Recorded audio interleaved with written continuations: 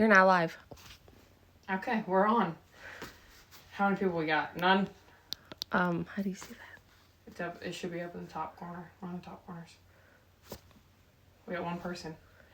Okay, I'm just gonna let this load a little bit before I get talking too much. But just as an intro, my name's Chelsea.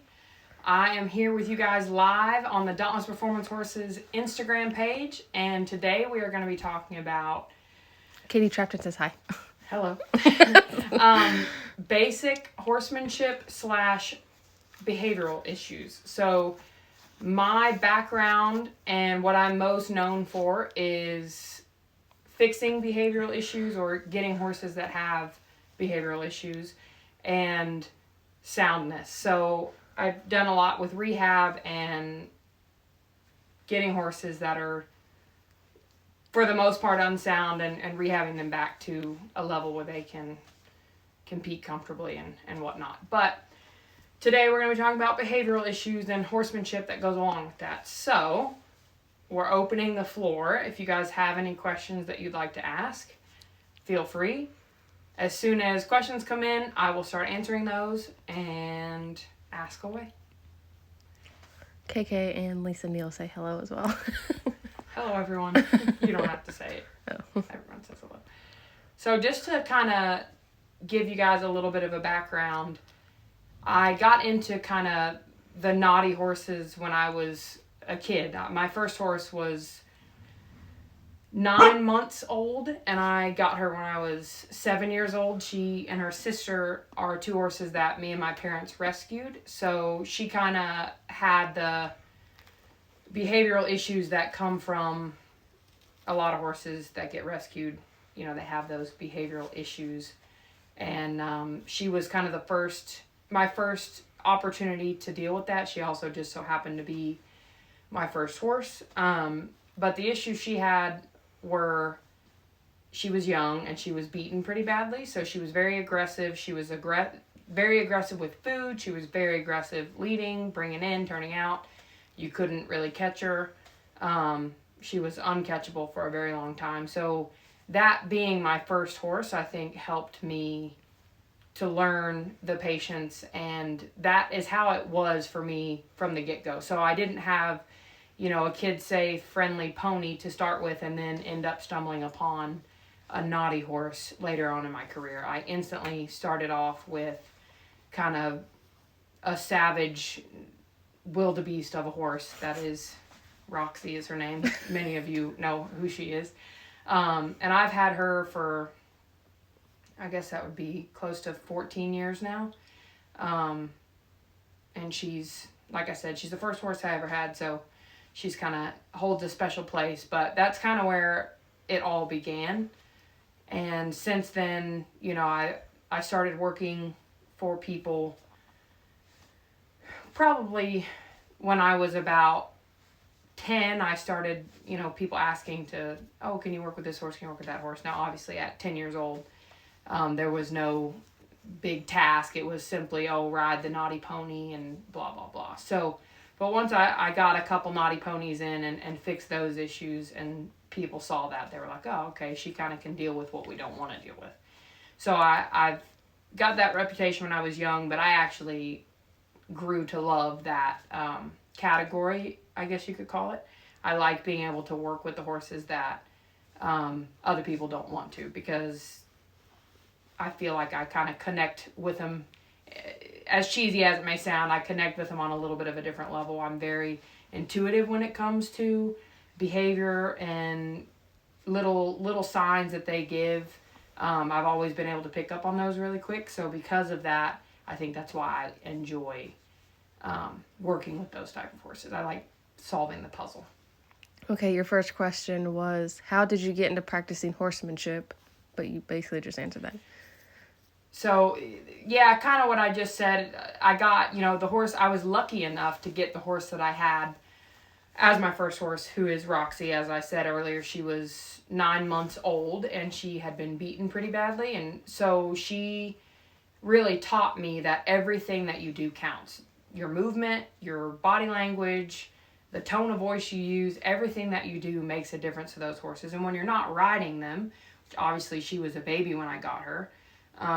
When you're not riding them, it gives you a lot to focus on that you don't really think about when you get a horse that's already started under saddle and kind of has a career already. So that's kind of where my horsemanship skills started developing with my first horse at the age of 7, and she was, like I said, 9 months old. So that's really when I decided I wanted to stay there. Okay, your second question. Do you have a process you go through when you begin working with a new horse?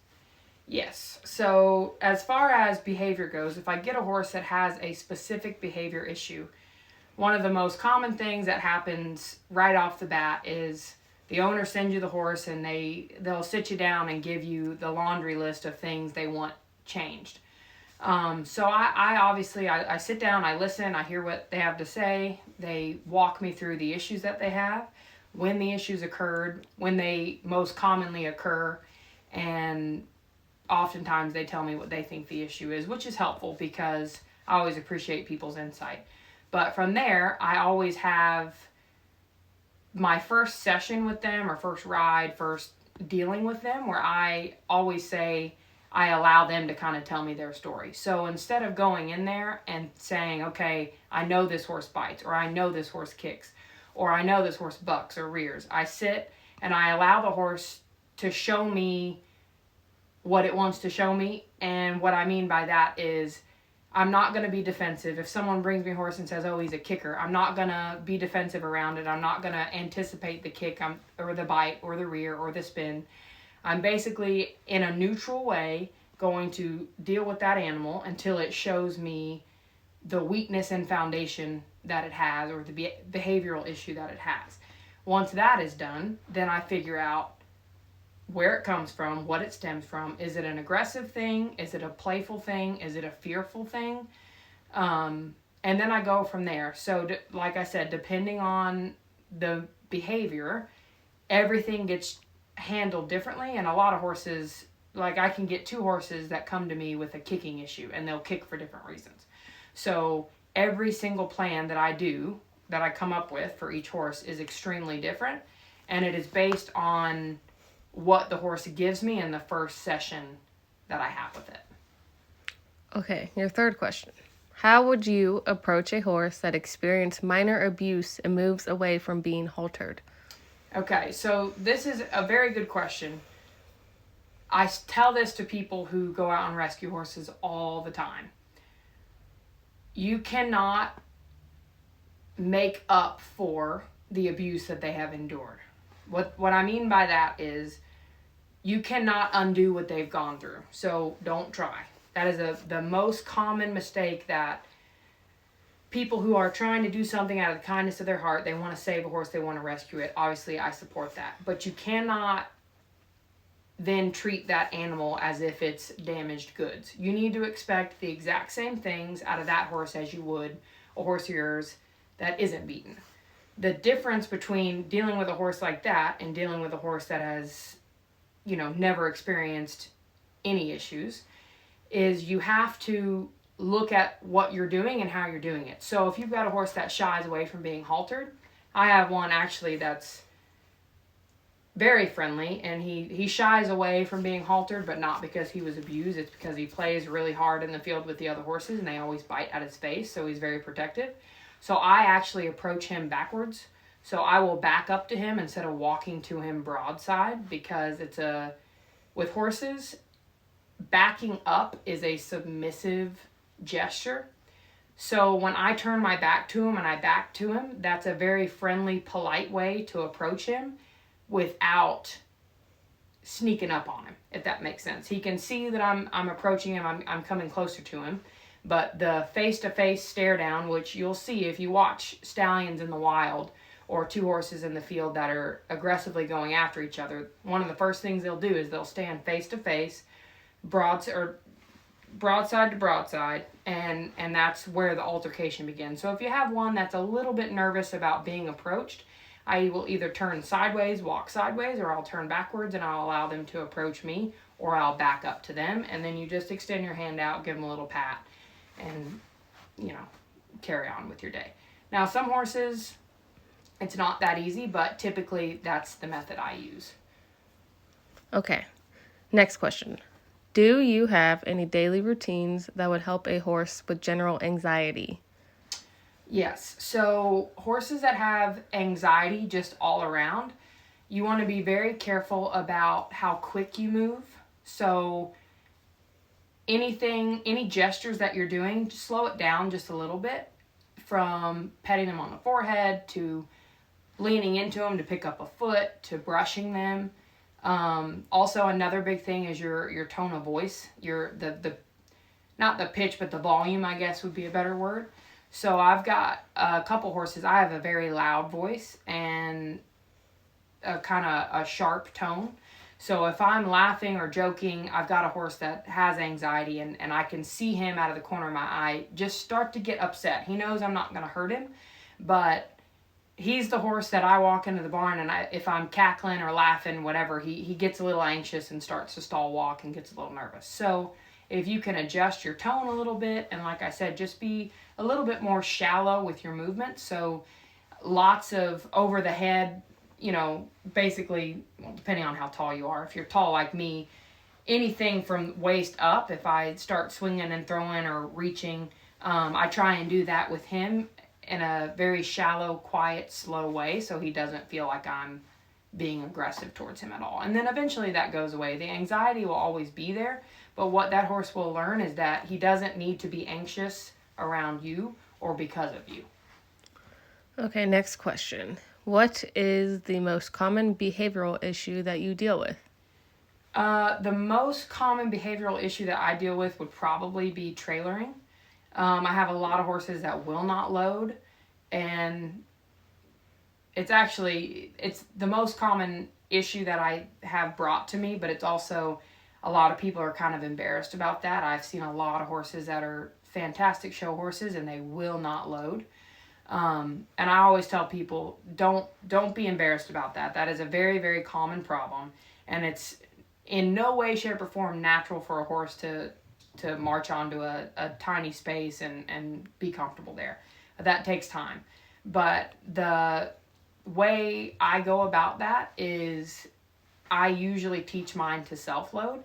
And I have found that with all horses that I've worked with trailering issues, minus one, so I've fixed hundreds of horses with trailering issues, and like I said, there's one that this did not work with. But I find that they don't like being crowded in a space with you. So that is why I feel like the self-loading works so much. With the self-loading, obviously, it's pretty self-explanatory. They load themselves. So I stand on the side of the trailer and basically act like you're lunging, and you kind of convince them to walk on the trailer by themselves without anybody in there. And like I said, that is most likely because a lot of horses have crowding issues and they don't like to be smushed into the trailer or anywhere with anyone. So once your horse learns to self-load, it's easy peasy from there. I have never had a horse. I've had one horse after they were taught to self-load not want to get on a trailer. Like the behavior came back, basically. But 99% of the time, once they learn to self-load, they basically look for a trailer door and you can toss a rope over their back and on they go. Okay, next question. Does the bad behavior ever return, and what do you do if it does? So, yes, the bad behavior can return, but that usually occurs if you as the owner are not doing your part. So what I mean by your part is the question that was asked earlier about anxious horses. How do you go about that?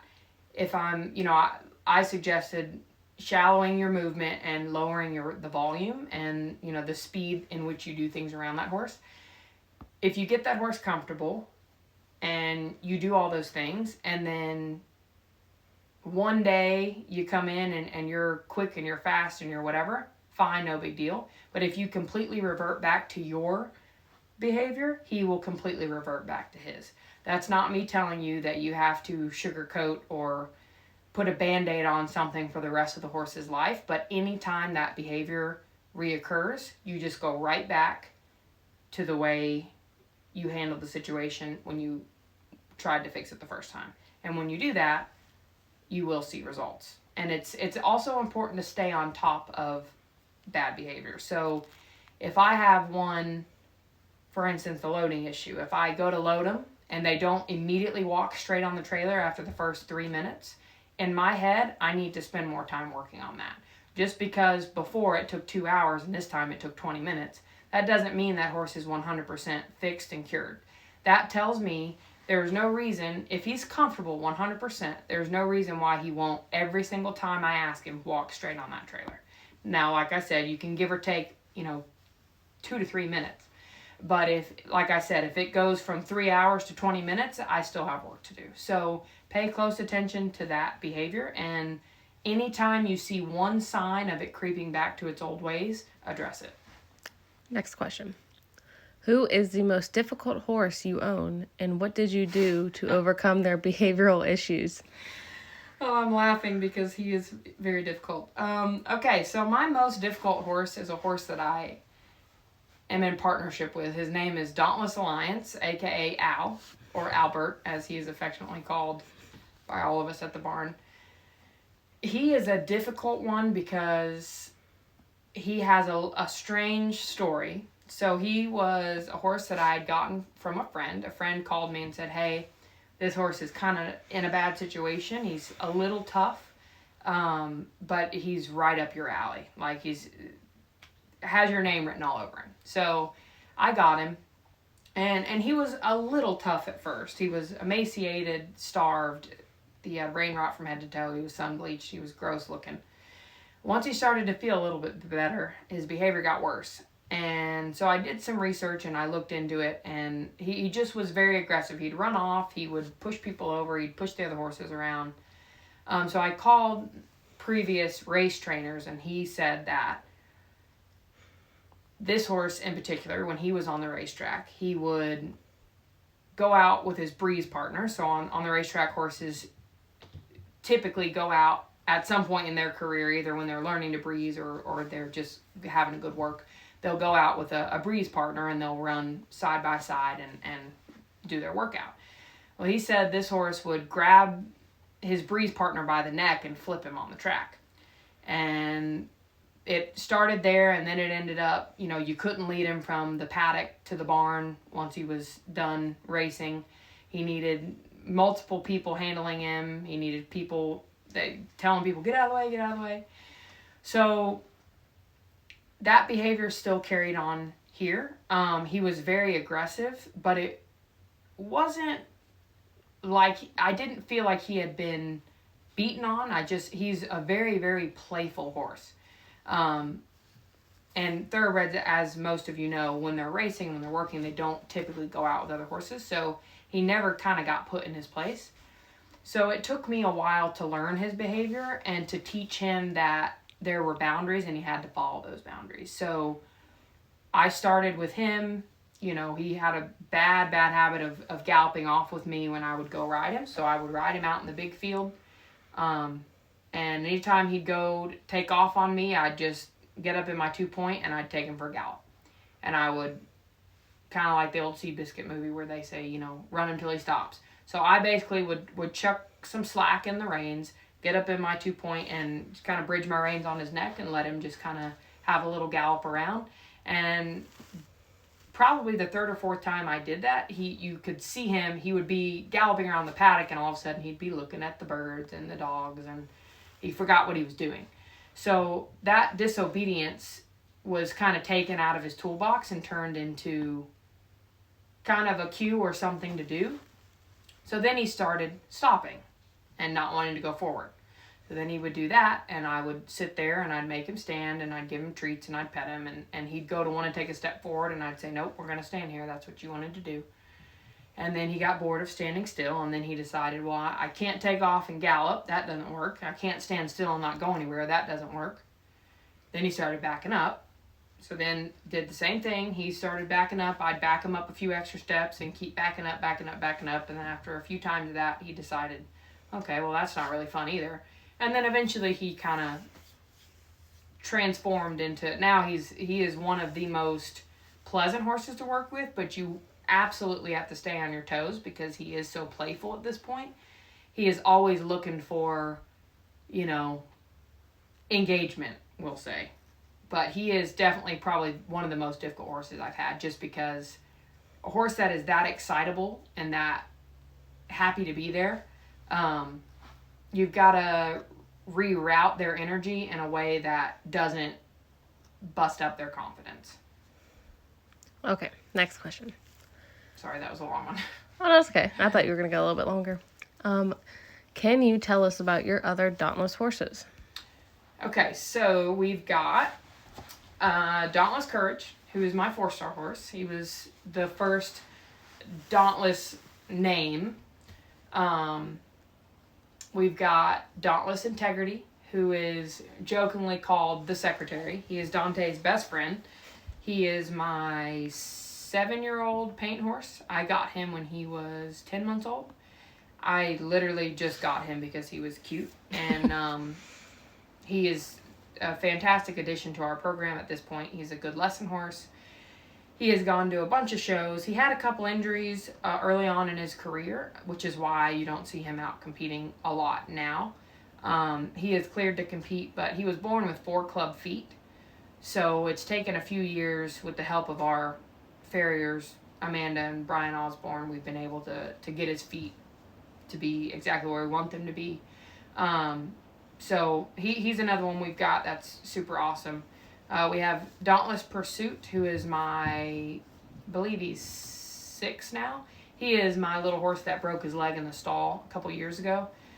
So unfortunately, he is permanently retired. He's a pasture pet out at my mom's farm, loving life. He was his dad was imported. He's a KWPN paint cross. So he was a very nice horse. He was the future superstar, but unfortunately, like I said, he had broken his leg. Haggard helped us out there, and we were able to fix that, and he is pasture sound. He is rideable, but he, obviously that's a huge risk. So he's turned out. We have Dauntless by Design, who is my nurse mare foal. She is 4 this year. She just turned 4 a few weeks ago. Well, last week. She is going to be pretty special, I believe. I have not started her under saddle yet because she is so big. She is almost 17 hands. I had her down in Florida for the past couple years. I've gone and I've taken her, had a couple trainers look at her, and they said, depending on what you want to do with her, she's a little emotionally immature, and she's very physically mature. With horses like that, you've got to be careful not to push them too quick, too fast, because a horse of her size runs a high risk of having lame or soundness issues. So she is up and coming. She's supposed to be started in the next couple weeks, and watch for her. That's Dauntless by Design. She's gonna be pretty cool. Who else do we have? We have Dauntless Alliance, who I just spoke about. He's a little thoroughbred. We have Dauntless Justice, who is formerly known as Grand Contender. He is a pretty good racehorse that I got a couple years ago from the neighbor. He won $680,000 on the track. He's what you'd call a war horse. Fantastic horse, big 17-2 hand, beautiful bay thoroughbred, loves to work, and is just a fantastic addition. You can not ride him for 6 months and get on him, and he's the same horse he was when he was in a 6-day-a-week program. Who else do we have? Roxy, she's Dauntless Serendipity. Serendipity was her name when I got her, and I added the Dauntless to it just because, why not? She literally started it all because she was my first horse. Then we've got Raising Cane. We didn't add the Dauntless to him because he was a training horse that I got as a training project when I was working at a summer camp, and we ate at Raising Cane's chicken every day. And he didn't have a name. So he was named after the restaurant, and I couldn't mess with that. So he doesn't have a Dauntless name, but he's the horse I do free riding with. He was my show pony a few years back until he decided jumping wasn't his favorite thing in the world. With me, I'm a little big for him. So now he teaches lessons to anybody and everybody that comes here. We've got a 73-year-old lady that comes, and she wanted to learn how to jump, and so he taught her how to jump. And he just taught a lesson to a 7-year-old little girl the other day. So he's pretty reliable guy. He's what we like to call kind of the farm mascot. Any question you have, he's right there to answer it, and he's willing to do anything you have. We've got Dauntless Masabi. He's my dressage horse.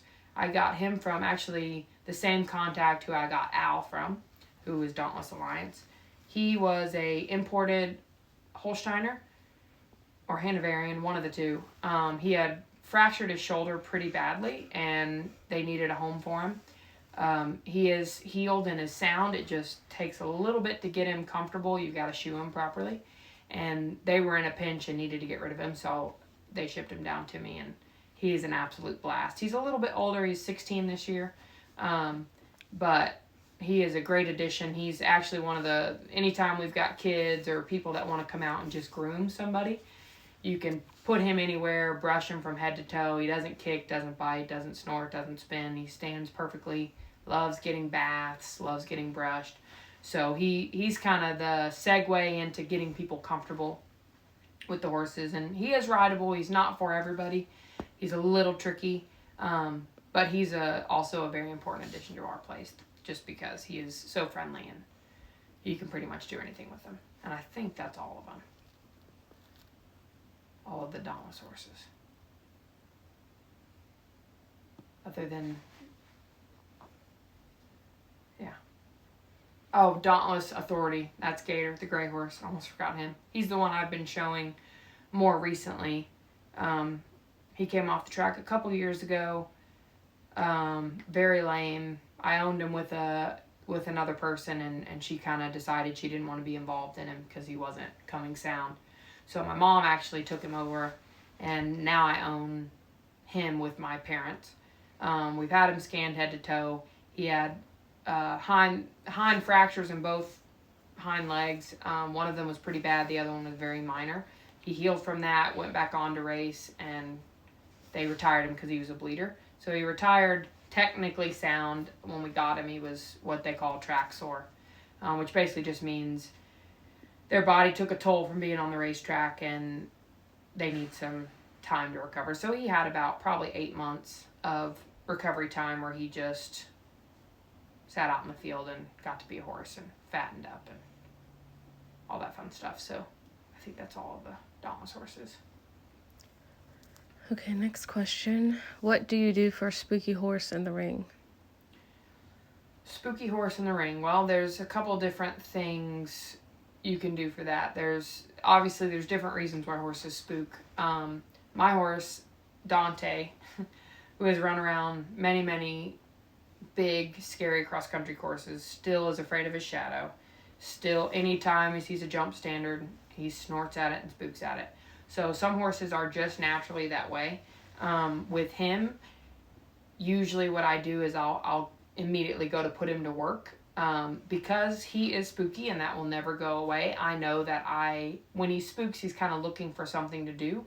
He doesn't have enough on his mind to stay focused, so I give him something else to focus on. So a lot of good exercises I'll do for that is shoulder in, or haunches in, either one. Give him something to do, a little leg yield. You can leg yield into the scary object or away from the scary object, either way. And that tends to work to help get their mind off of things. Now, some horses are not very spooky and, occasionally you come out and they see something that scares them. For those kind of horses, you can walk them up to it, let them sniff it. If I'm on the ground and I have a horse that's spooky, I will, in a halter and lead rope, walk them up to the object or thing they're afraid of, and I'll kind of smack it with the lead rope, just so they know it's not going anywhere. It's steady, sturdy. They can touch it, they can see it, they can smell it, they can sniff it. Like I said, though, with Dante, that doesn't work. You could show him 100 times, and he's going to always spook at it because that's just who he is. So I always just put him to work anytime he's afraid. So those are the two different kind of spooky horses you'll have. So the one, you put him to work. The other one, you let him sniff it, let him touch it, let him move it, let him see that it's not going anywhere. And that's how I'd handle it. Okay, that's all the questions that we've gotten in. What's our time? 4:31. 4 minutes and 31 seconds? No, like we've been going on for 30 minutes. Okay. All right, so we'll just sit for a couple more seconds, and then if there's no more questions, then we'll talk to you guys another day. So that's, I mean, we've covered pretty much. We had the most common behavioral issue, the difficult horse that I have, good old Al, spooky horses.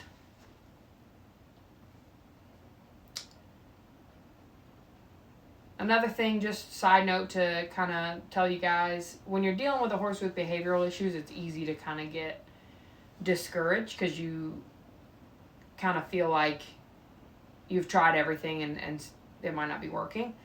And the way I explain that to my students is if you walk into a barn and you speak Spanish, but everyone else speaks English, and you don't understand what they're saying, they can yell, they can scream, they can point, they can write, they can spell, but you still don't understand English, so you're not going to get anywhere.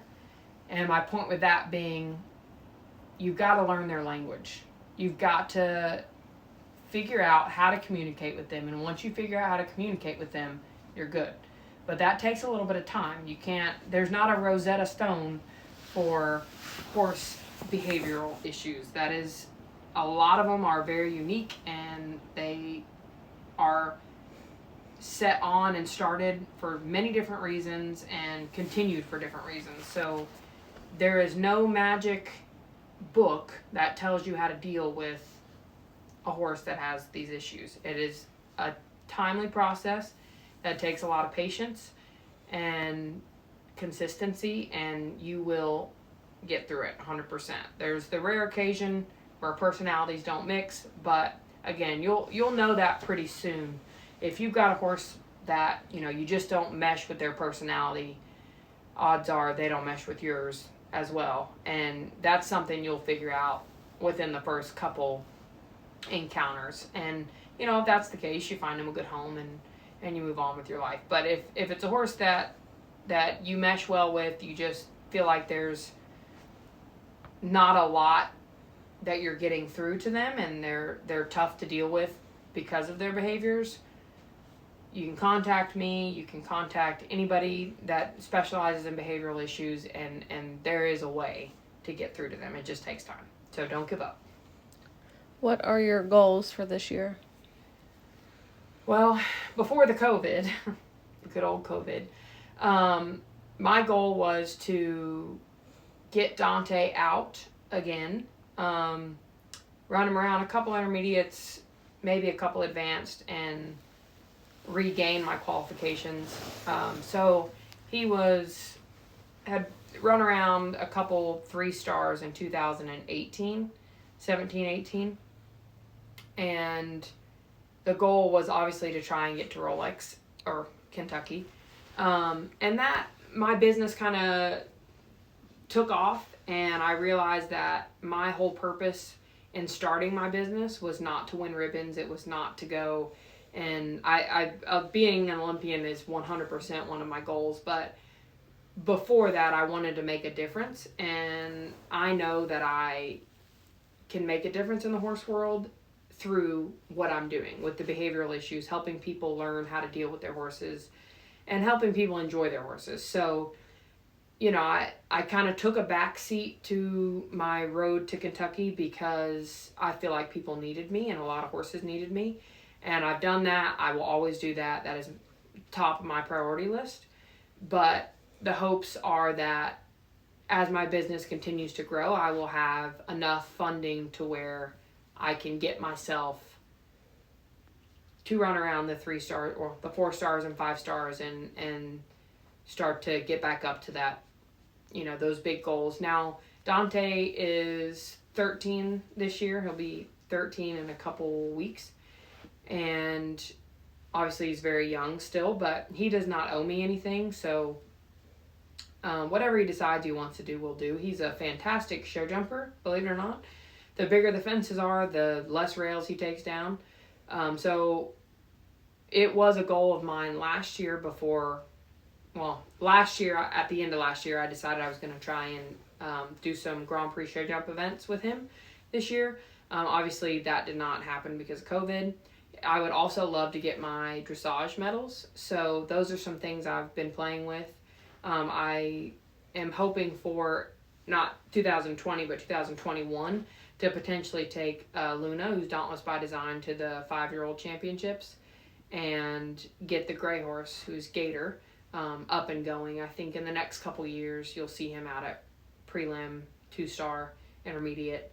Once he crosses that threshold from training to prelim, I think we'll see what he's got and see if he wants to be a big bad upper level event horse or not. So those are kind of my goals for 2020/2021. My plan is to get all of my horses out competing, even the ones that I have available for lease, just so they can get some more experience and they can find leasees that can enjoy them just as much as I do. What have you been doing with your free time without showing? So with the free time, actually, first and foremost, we've been painting a lot. We have pulled every jump we have out of the arena and we have painted it. We've got some really cool stuff. I'll post some videos and pictures of that soon. I've also been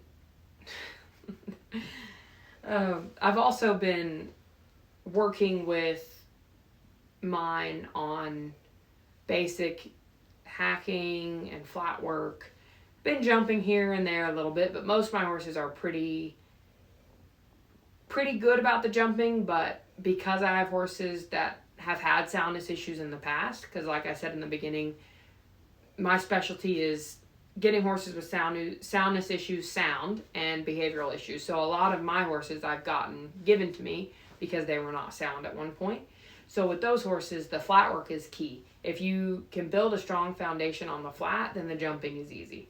Teaching them how to learn and how to develop Mac, shush.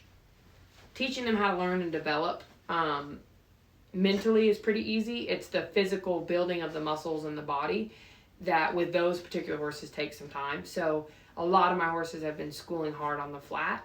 And then jumping here and there. We'll pick back up on the jumping soon, once things start to open up. Because like I said, the plan is to get them all out and competing.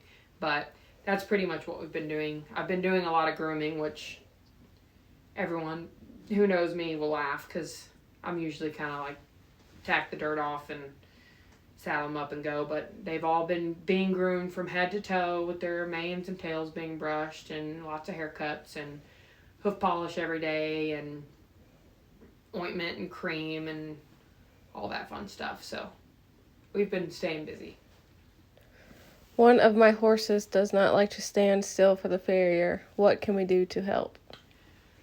So, like all other behavioral issues, there's a couple different reasons that can be happening. If he's antsy and dances around, you can try taking them out of the cross ties if he is in the cross ties. Some horses do not like being confined like that. If he's not in the cross ties and he's dancing, you can try putting him in the cross ties. Some horses that are held kind of freestanding is what I'd call it in the middle of a barn aisle. They get a little nervous because they've got so much room.